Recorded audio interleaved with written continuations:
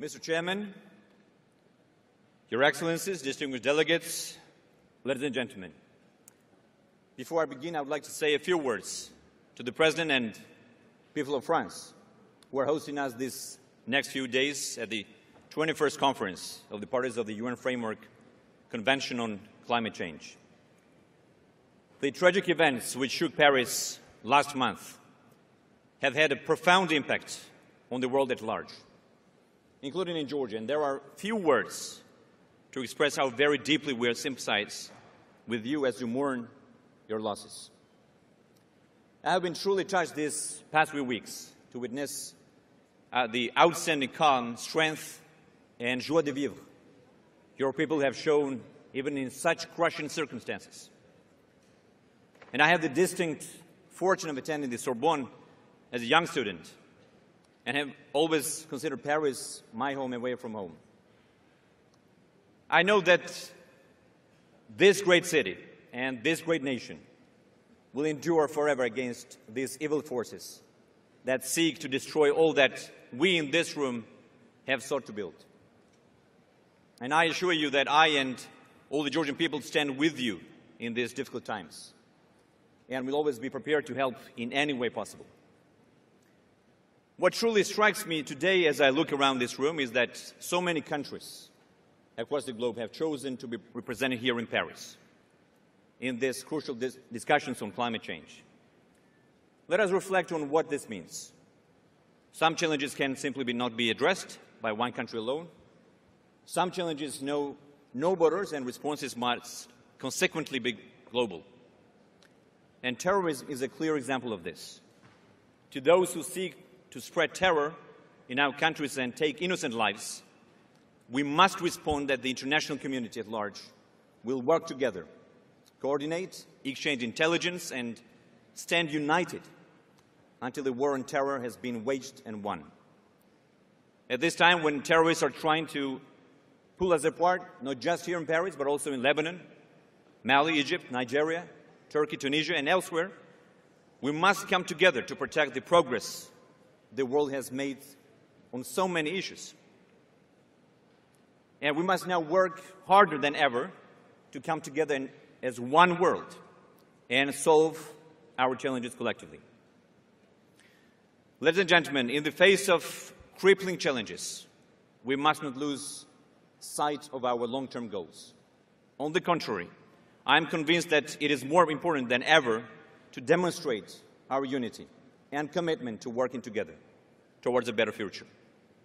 Today, I sincerely hope we will be successful in achieving a meaningful and ambitious agreement on climate change. And if no action is taken, climate change will create widespread and unpredictable change around the world and jeopardizes the lives of millions of people. The time for action is now.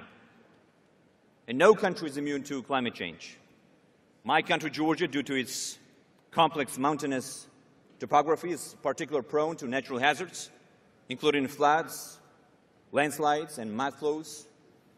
The latest such example being the floods which hit our capital city in June, taking 19 human lives and devastating the center of Tbilisi. In addition, the rise of the sea level has caused a marked intensification of storm and coast erosion, resulting in the destruction of coastlines and infrastructure.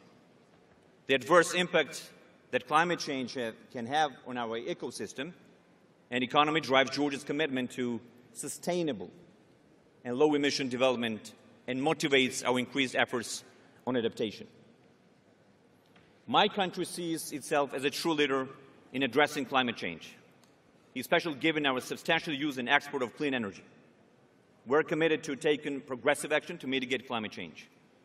In our INDC, we have formulated a mitigation target of 15 to 25% deviation from business-as-usual scenarios by 2030. A climate action plan, 2021-2030, to be developed next year will specify how this commitment will be implemented and what international support would be required to support us in achieving it. And Georgia is, in fact, already taken progressive action against climate change. The low-emission development strategy, which we are currently preparing, will provide an integrated, comprehensive pathway for long-term sustainable development and will help us to meet our international climate change commitments. In parallel, Georgia is working on its national appropriate mitigation actions. With an international support, concepts for NAMA in sustainable urban transport, energy efficiency in public buildings, and energy efficient wood stoves, and solar collectors in rural areas have already been developed. These mitigation actions, dear friends, are included in the Green Climate Fund Readiness Program, which is currently being developed along with the adaptation actions and cross-cutting actions related to climate change. But obviously, the effectiveness of GCF funding will greatly affect the performance of developing nations in achieving their INDC targets. Climate change is a cross-cutting issue. And with this in mind, Georgia is mainstreaming climate change into other national strategies.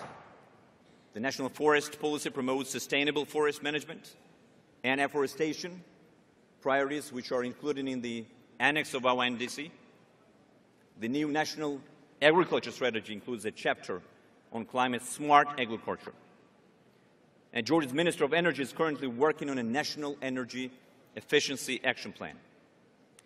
But perhaps most importantly, my country, due to its massive hydropower potential, is using renewable energy to provide more than 80% of its electricity. Georgia has one of the greatest hydropower capacities in the world and one of the largest freshwater reserves. These natural resources do not just benefit Georgia, but we're working to share this clean energy source with the entire region. We are already exporting electricity derived from hydropower projects and to our neighbors and implementing plans to increase exports, as well as strengthen the regional power grid to make electricity distribution more efficient. And we are also exploring several projects to transport our abundant clean water to countries in need.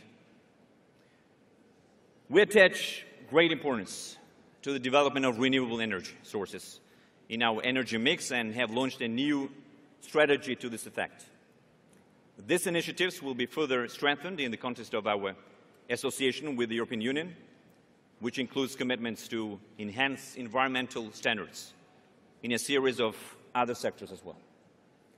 However, national level decisions are only one part of the equation. And I would like to stress the important role cities can and must play in effectively mitigating climate change.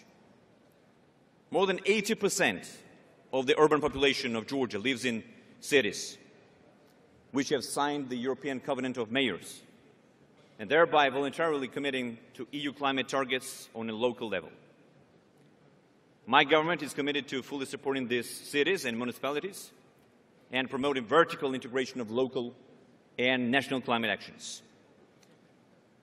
Let me conclude by expressing my hope that this conference will succeed in achieving a new international agreement on climate change that will be ambitious enough to ensure that global warming stays below a maximum of 2 degrees. I cannot underscore more the importance of reaching such an agreement. And failing to agree, in a sense, would be agreeing to fail. So in closing, let me assure you that Georgia will continue to be a true leader and ambitious partner in building a sustainable future that protects our shared climate and environment. Thank you.